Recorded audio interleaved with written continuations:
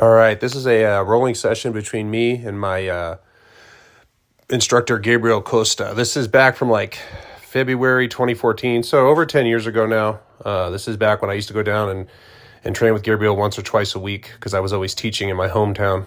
But I would get away once or twice a week and go train with him and really do hard sessions like the one you're going to see here. So his passing style is low and, like a double under stack pass type thing. So you'll see that I keep pummeling my legs in front of him or putting my legs on top of him to slow him down. There's a massive height difference. I'm 6'6", he's 5'9". You can kind of tell that I'm tall. You can't really see his height here, but it's a different clash of styles. His passing, some of the best I've ever dealt with in all my years of rolling. So I always put myself on bottom to defend his passing because I knew it'd make my guard a lot better. And you can see he passes there, I repummel my leg, and I sit back up. When I sit up like that, it makes it a lot harder for him to attack. But if you look, he's already double under.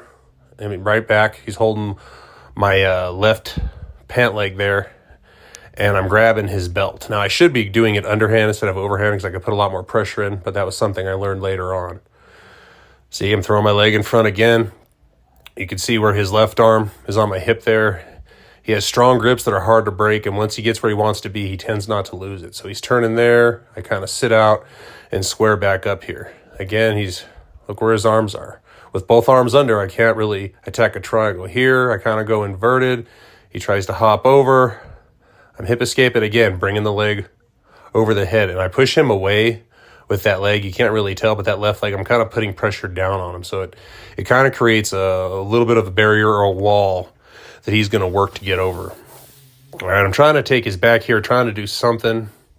And again, he gets past. He's not solidifying position. I'm able to create angles, put my legs back in. He got to like knee on belly there briefly. And I kind of roll during the scramble and end up on top. I don't know if you necessarily score that as a sweep because there wasn't any use of my legs in it. But hey, I'll take what I can get. It isn't a tournament, it's training. And I definitely if I can stop him from passing my guard and get on top, I'm definitely going to take it. Now, despite his strength in passing, which is one of his best attributes of his game, he's no slouch on the ground, and he's really hard to hold down. Anytime I give him any space, he's popping up. And I'm looking for a knee cut here. That was pretty much my only pass at the time, even though I'd already been a black belt for over a year. I was very knee cut dominant, and it worked well for me. It was really always difficult to do with him because I always left more space. My head should be under his head. I should be a lot lower here trying to get it. And regardless, he's not going to make anything easy. Like I almost get the knee cut there, but I'm not pointing my toes on my trap foot, and that's one of the things that's stopping me. And again, he's pushing away while I'm pushing in, so you have counter-acting motions. And here I bail on it and go to a leg drag. Now, at this point in time, I had just started experimenting with the leg drag. It isn't as dominant in my game as it is now. And you can see that it didn't work for me. But I initiated it. I'm really trying to keep the pressure on him. I'm 245, 250 here to his 180, so I definitely have significant size and strength advantage. I'll definitely use my weight. I try not to outmuscle him because there's no point in training to outmuscle someone because what are you proving, right? It's training. It's different in a tournament. Everything's on the line in a tournament. It's an athletic competition, so using athleticism isn't necessarily a bad thing. But in training, I like to be technical. He bails on the open guard and goes back to close guard here. Now I'm fighting for grips so I can open his guard. Now the mistake I keep making with Gabriel is, you'll see in this video, is I try to stand up and open, right? Now, with my height, it's beneficial for me to do that, but I don't need to. Usually shorter guys like him with tall guys like me, they stand up.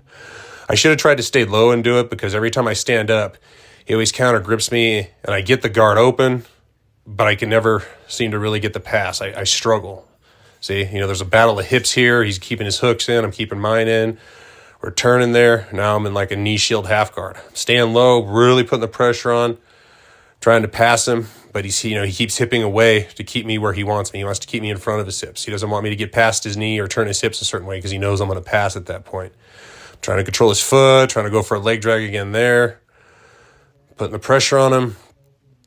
See, and he gets it back and pummels it in, goes back to close guard. See, now I have to start that sequence all over, or whatever I want to do. I have to start all over, and that's the thing. Once you open someone's guard, you want to keep it open and don't backtrack. But obviously, he's definitely better than me, especially at this point.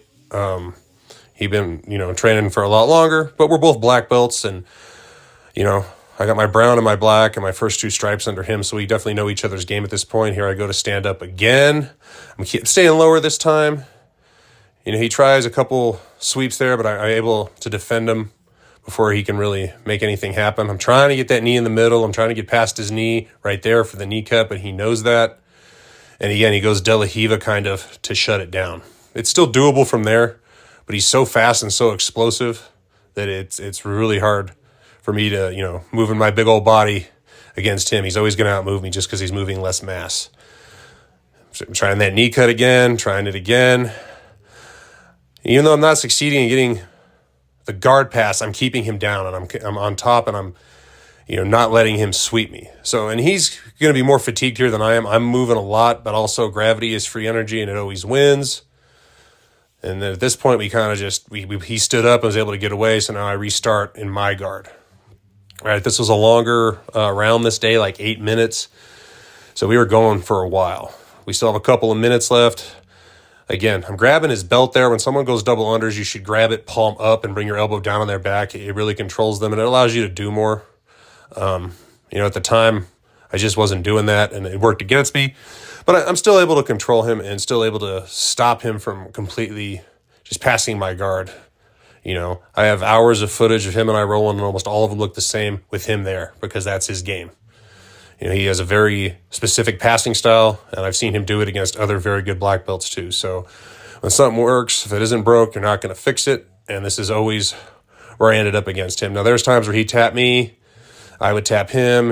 We'd get sweeps and passes on each other, but almost all of our rounds started here just because I chose to put myself there because it's his strength. Right, so I'm trying to get something going here. We're kind of stalemating. Like, we're both trying to move, but he's so low, it is hard to do stuff. Sometimes he puts his hips on the mat when he does this pass, and it's hard to get anything going. So he's trying to turn the corner there, trying to get around. I'm pushing his head. He goes back in.